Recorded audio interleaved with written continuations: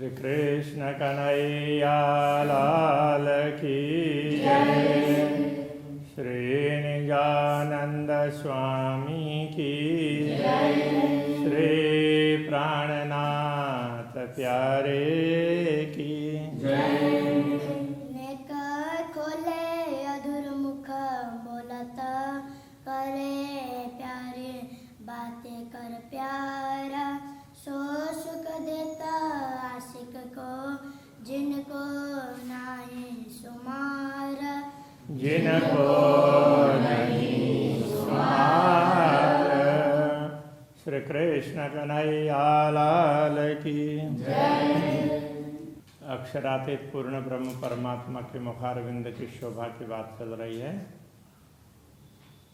सुख देत सब अंग मिला नयन नासिका श्रवण अधुर हसत हरवटी भव भ्रिकुटी सब देश सुख बोल मधुर। जब अक्षरातीत धामधनी मधुर वचन बोलते हैं ना, तो उस समय उनके सारे अंग प्रत्यंग हैं ना, वो सब ब्रह्मात्माओं को सुख प्रदान करते हैं। जिधर देखो उधर ही आनंद दे रहे हो ऐसा लगता है। सभी सहयोग करते हैं। सुख देत सब अंग मिल, सारे अंग मिल करके सुख देते हैं। उनमें नयन नासिका श्रवण अधुर, नयन हो, नासिका हो, श्रवण हो, अधर हो, हसत हरवटी, हरवटी ये चिबुक और भौं भ्रिकुटी सब दे सुख बोल मधुरा। वो मधुर बोल करके सबको सुख प्रदान करते। कहने का तात्पर्य जब बोलते हैं तो उस समय इतने सारे अंग ऊपर असर पड़ता है, तो वो सारे का एक साथ उसको क्या बोलते हैं, एक स्वर में सारे मिल जाते हैं। अद्भुत सलुकीन समय आशिक पावत आराम। इस समय जैसे अक्षरातीत धामधनी मधुर वचन बोलते हैं, तो उस समय इतनी सुंदरता उनके मुखारविंद में दिखाई देती है कि उसको देख करके आशिक पावत आराम, अनुरागिणी आत्मा को बड़ा आनंद मिलता है, बड़ी शांति मिलती है। आठों जाम हृदय रूह के जानो नकस चुभ्या चित्रामा। उसको ऐसा लगता है कि आठों याम, आठों प्रहर उनके हृदय में वही छवि अंकित हो गई हो। जैसे किसी चीज़ में नक्काशी करते हैं तो वो जो भी बनाया हुआ हो तो वो कभी मिटता नहीं है। तो ऐसे उनके हृदय में वो सब ऐसे अंकित ही हो जाता है, तो कभी वो निकले ही नहीं। इतनी सुंदरता है। फेर फेर ये सुख मुख निरखिए, फेर फेर जाऊँ बलिहार। तो ब्रह्मात्मा को लगता है कि बार बार अक्षरातीत धामधनी के ऐसे मुखारविंद के दर्शन करें और बार बार उसके प्रति समर्पित हो जाएं। एक खूबी खुशहाली क्यों कहूँ, इन सुख नाई सुमार। उस समय की खूबी, विशेषता और खुशहाली आनंद की बात वो क्या कहें, तो इस समय का कोई पारावारी नहीं है इस सुख का। अध विचारो गते मेवा काढ़ देत मुख थे। कभी कभी आरोगते हुए मुंह में से मेवा निकाल करके देते हैं। तो अब इंद्रावती को लगता है तो मुझे दे रहे हैं, सरस मेवा कहे देता है, और ये कह करके देते हैं, देखो ये बड़ा स्वादिष्ट है, ऐसा करके देते हैं। आप हाथ मेरे मुख में, तो स्वयं अक्षरातीत धामधनी मेरे मुंह में ये डाल देते हैं, तो बड़ा अच्छा लगता है। तो उस समय तो फिर और ज़्यादा आनंद आएगा। तो वो भाव है। रंग रसयों कहता हूँ, ये जो मेहर करत मेहरबान, रंग रस की बात करते हैं। अक्षरातीत धामधनी जो कृपा करते हैं ना, तो उसके आधार पर कह रहे हैं, वो बड़े कृपालु हैं। ये भूल गया हम लाड़ सबे, ना तो क्यों रहे छिन बिन प्राण। तो हम लोग नश्वर दुनिया के तरफ दृष्टि डाल करके सारे लाड़ प्यार को भूल गए। नहीं तो इन सब, ये सब तो हमें वो दिख रहे हों ऐसा लगता। तो इनको छोड़ करके अभी ये प्राण कैसे टिके हुए हैं। अन्यथा एक क्षण भी वो प्राण टिक ही नहीं सकते हैं। ये लाड़ प्यार वो सब हमें याद रहता, बाकी अभी माया में देखते हुए माया के तरफ दृष्टि डाल करके हम सब भूल करके बैठे हैं। और काम हक को कोई नहीं देते रूह सुख बनाए। ब्रह्मात्माओं को ऐसा लगता है कि अक्षराते धाम धन्य हमें सदैव आनंदित करते हैं, दूसरा तो कोई कार्य करते हुए उनको लगता नहीं है। ना देखे तो भी तो वो तो करते ही हैं। अक्षर ब्रह्म को प्रेरणा देना है, पूरा ब्रह्मांड को बनाने के लिए, तो सारे सिस्टम को सब को मॉनिटरिंग तो अक्षरातीत ही करते हैं। किंतु ब्रह्मात्माओं को वो इतने प्रेम में मस्त होते, दूसरा कुछ दिखाई नहीं देता है। वाहे दत्त बिना हक दिल में और न कछु आए। ब्रह्मात्माओं को ये लगता है कि ऐसे अद्वैत भाव के बिना अक्षरातीत के हृदय में दूसरा कोई भाव आता ही नहीं है। वो तो ब्रह्मात्माओं को अपना ही समझते हैं और जैसे वो कुछ खा रहे हैं तो वही बात वो ब्रह्मात्मा को भी दे देते हैं, तो उनको भी वही सुख वही आनंद दिलाना चाहते हैं। वो जो कर रहे हैं वही आनंद ब्रह्मात्माओं को भी दिलाना चाहते हैं। सुख देना लेना रूहों और रूहों व्यवहार है ब्रह्मात्माओं को आनंदित करना और ब्रह्मात्माओं से प्रेम प्राप्त करना, उनको प्रेम देना, उनसे प्रेम लेना और उनसे वो प्रेम का ही व्यवहार करना। ये अर्श बातें इन जीमिए कोई बिना रूह ना ले वनहार। ये परमधाम की बातें हैं, तो इस दुनिया में ब्रह्मात्माओं के अतिरिक्त दूसरा कोई इस बात को समझ भी नहीं पाएगा, ग्रहण भी नहीं कर पाएगा। कोई कामन और रूहों को एक जाने हक इसका। ब्रह्मात्माओं का भी दूसरा कोई काम नहीं है, वो अक्षरातीत पूर्ण ब्रह्म परमात्मा के प्रेम को ही समझती है, उसको ही जानती है। आठों जाम 64 घड़ी बिना प्रेम नहीं रंचक।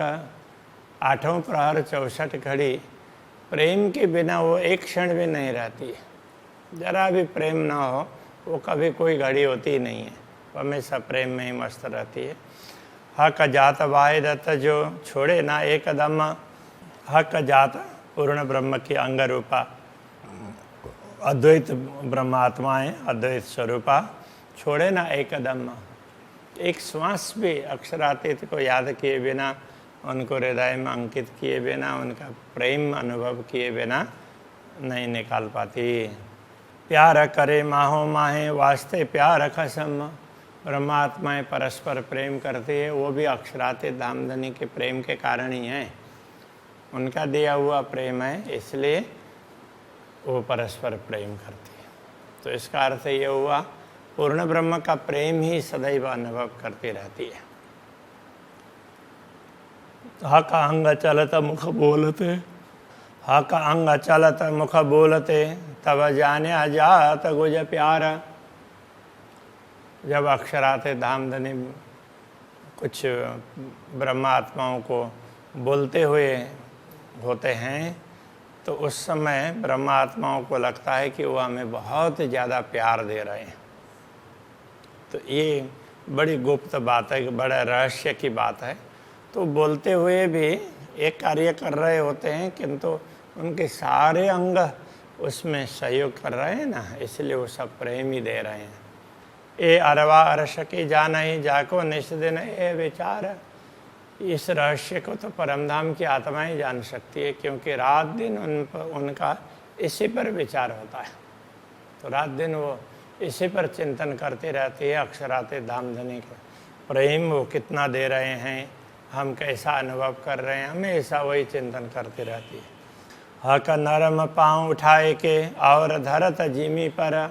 अक्षराते धामधनी अपने कोमल चरण कमल को उठा करके भूमि में रखते हैं, तो जब चलने लगते हैं तो उसकी बात कर रहे हैं। ये अरश बीच मोमिन जाने जिनको खुशबू आई फजर। तो उस समय अक्षराते धामधनी के चलते हुए की चाल इतनी अच्छी होती है, वो तो ब्रह्मात्मा ही समझ सकती है, परमधाम की आत्मा ही समझ सकती है, क्योंकि उनको ही उसकी सुगंध मिल रही। परमधाम की सुगंध और वो फज्र की परमधाम का फज्र हो गया, कहने का मतलब परमधाम दिखने लगा तो वो ब्रह्मात्माओं को ही पता चलता है, तो वही उस सुगंधि को प्राप्त कर सकती है। जिनको ये सुगंधि मिली हुई होती है वही उस आनंद को अनुभव करती है। हक धरत पाँव उठावत तब जानी जात चतुराय। जब अक्षरातीत धामधनी अपने चरण उठा करके वो चलते हैं तो उस समय तो उनकी कुशलता पता चलती है कि वो कैसे बड़े चतुरता से चलते हैं, तो उनकी चाल ही बड़ी अच्छी लगती है। सो समझा का इशारतें जो हो अरस अरवाए। अक्षरातीत धामधनी की चाल को, तो उनके संकेत को उससे भी कितना प्रेम मिलता है वो ब्रह्मात्मा ही समझ सकती हैं कि जिनका घर परमधाम हो, जो परमधाम की आत्माएं वही तो समझ सकती है। कैसी लगे पाँव चलते वह कैसी ओसी भौम। जब अक्षरातीत धामधनी चलते हैं तो उस समय उनकी चाल कैसी दिखाई देगी। वो भूमि में पैर रखते हैं, परमधाम की भूमि में, उस समय कितनी सुंदरता दिखाई देगी भूमि की, वो कैसा लगेगा। चलते देखे हक चातुरी हाय हाय घाय न लगे रोम रोम। तो अक्षरातीत धामधनी के ऐसे चरण उसमें बड़े प्रेम से, जैसे ठुमक ठुमक करके चलते हैं ऐसा बोलते हैं ना, तो उस तरह बड़े प्रेम से चलते हैं। तो उस चाल को देखते हुए तो ब्रह्मात्माओं को चोट क्यों नहीं लग रही है। तो इस शरीर में उनका हृदय ही टूट जाना चाहिए और इस शरीर को छोड़ करके उनके मतलब उनके रोम रोम में ये बात चुभ जानी चाहिए और वो परमधाम में जागृत हो जाने चाहिए। अभी तक स्वप्न क्यों देख रहे हैं, ये कहने का तात्पर्य है। इजार देखता पाँव में ले झाई जामे पर। जब चलते हैं तो उस समय तो उनके चरण उनका दिखाई देगा, उनका आभूषण, फिर इजार तो उनका पायजामा वो दिखाई देगा।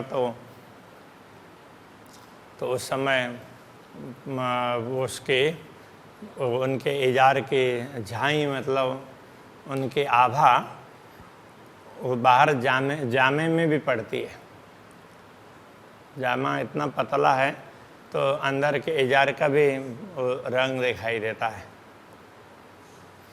हाय हाय खूबी इन चाल की। उस समय वो चलते हुए इतने अच्छे लगते हैं। इस खूबी के विषय में ये जुआ कहे क्यों करे, ये जुआ क्या बता सकती है। स्वरभूषण मधुर सोहे ए तरह चलत जो हक। जब अक्षरातीत धामधनी चलते हैं उनके पैर रखने के तरीके ही बड़े सुंदर हैं, तो उस समय उनके आभूषण के स्वर भी न बड़े अच्छे लगते हैं। ये जो देखे रूह नजर भर तो चाल मार डारत मुतलक। यदि इस समय ब्रह्मात्मा बड़े प्रेम से उनके चरणों के प्रति दृष्टि डालती है तो निश्चित ही वो घायल हो जाती है, तो उनको कुछ दूसरा कुछ सोचता ही नहीं है। ये कहने का तात्पर्य है। नख अंगूठे अंगुरियाँ चलते अति शोभित। चलते हैं तो उस समय नख के वो अंगुरियाँ, अंगूठे, उनके नख वो भी, उनसे भी प्रकाश निकलता है, तो वो भी बड़े सुंदर शोभा देते हैं। ये अंगुलियाँ हैं, अंगूठे हैं, चलते अति शोभित, चलते हुए बड़ी शोभा देते हैं। चाल विचारते अर्श की। परमधाम की चाल विचार करते हुए हाय हाय अरवा क्यों न उड़त। तो ये आत्मा शरीर को छोड़ करके क्यों उड़ नहीं जाती है। अरस दिल मोमिन कया ठौर बड़ी कुसाद। ब्रह्मात्माओं के हृदय को परमधाम कहा है। परमधाम तो कितना विशाल है, विस्तार है, विस्तृत है। कुसाद का मतलब लंबा चौड़ा, कितना विस्तार वाला है। हक आदि रूहें माहे बसे असल अरस जो आधा। असली अरस में तो, असली धाम में तो पूर्ण ब्रह्म परमात्मा श्यामा जी ब्रह्मात्मा सब के सब विराजमान होते हैं। तो अब वो ब्रह्मात्माओं के हृदय तो छोटा होता है, तो इतना बड़ा परमधाम कैसे कह सकते हैं।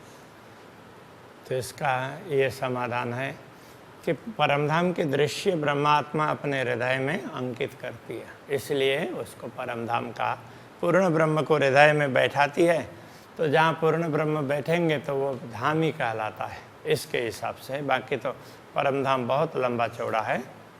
जेता मता हक का सो सवा रस में देख, परम धाम की जितनी वो पूर्ण ब्रह्म परमात्मा की जितनी सामग्री है वो सब तो परम धाम में है। सो सब मोबिन दिल में पाइए सब विषेक विवेक, तो ब्रह्मात्माएं उन सब को अपने हृदय में अंकित करती है, उनको समझती है, इसलिए उनके हृदय को परम धाम कह दिया। हक आदि रुए खेले उठे बैठे दौड़े करे चाल, तो हक आदि रुए खेलते हैं, उठते हैं, बैठते हैं, दौड़ते हैं, चलते हैं, जो भी करते हों, ये जाने अरवाह अरश की।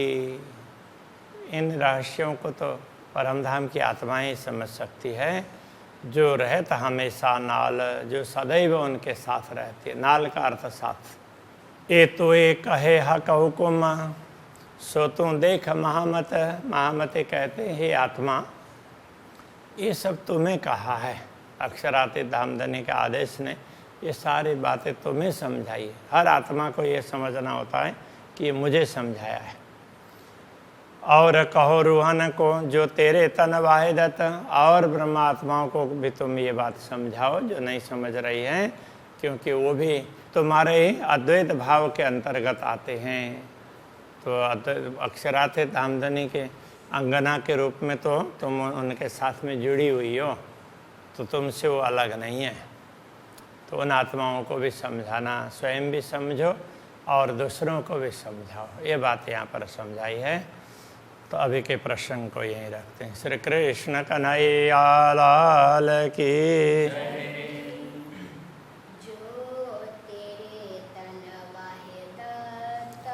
जो तेरे तना वाहिदत,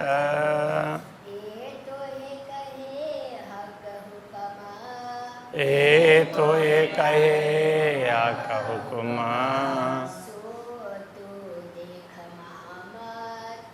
सो तू देख महामत।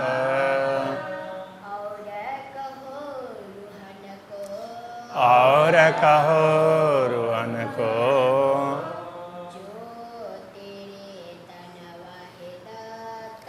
जो तेरे तन वाहिदत,